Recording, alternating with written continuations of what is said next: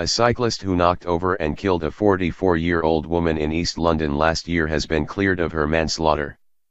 But Charlie Alliston, 20, was found guilty of causing bodily harm by wanton or furious driving.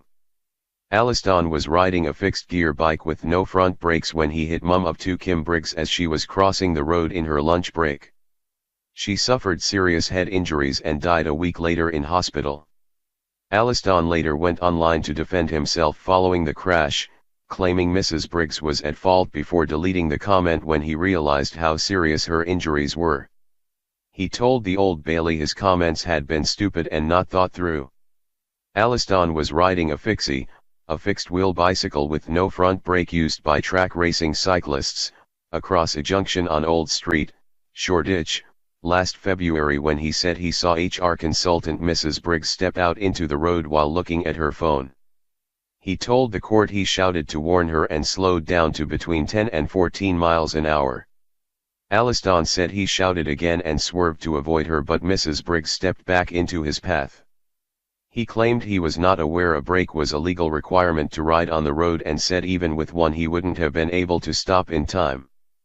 But crash investigators who studied CCTV of the incident concluded Alliston would have been able to stop and avoid the collision if the bike had been fitted with a front brake. Alliston was charged with an admittedly archaic offense, but it is the closest to dangerous driving a cyclist can be charged with. Unlike a dangerous cycling charge, causing GBH by wanton and furious driving takes into account injury. It may sound slightly eccentric, but perhaps it is down to its wording, which was coined in 1861. Introduced under the Offences Against the Person Act, the charge was created to deter people from driving horse carriages recklessly. It is now used when it is not possible to prosecute under the Road Traffic Act 1988, i.e., when the vehicle in the crime was not mechanically propelled, and in cases of serious injury or death caused by a cyclist's actions. It carries a maximum penalty of 2 years imprisonment and/or an unlimited fine.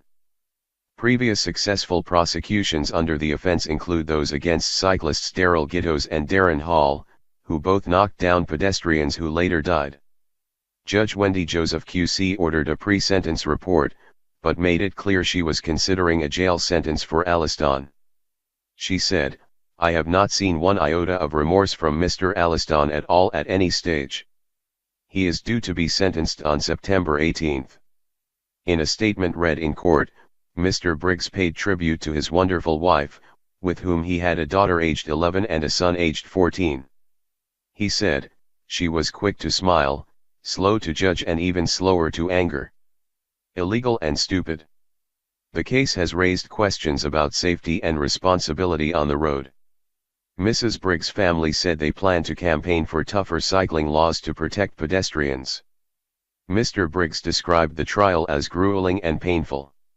He added, "Out of this senseless carnage, I shall try to bring change to the law and change to attitudes. Perhaps in this way I can honor my wife." Duncan Dollimore, head of advocacy and campaigns at Cycling UK, said, "Riding a fixed-wheel bicycle on busy roads without a front brake is illegal, stupid, and endangers other road users, especially pedestrians." Charlie Alliston's actions had tragic consequences for Kim Briggs' family, and it was entirely right that this led to his prosecution. Alliston's fixed-wheel track bike is the sort more commonly seen at an Olympic velodrome, being raced at great speeds. In evidence, he told jurors he had no idea there were regulations that fixies have to have front brakes for use on the road.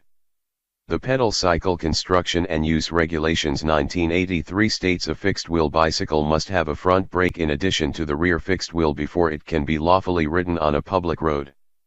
A fixed wheel counts as a rear brake, however it needs a caliper on the front to legally ride it on a public road.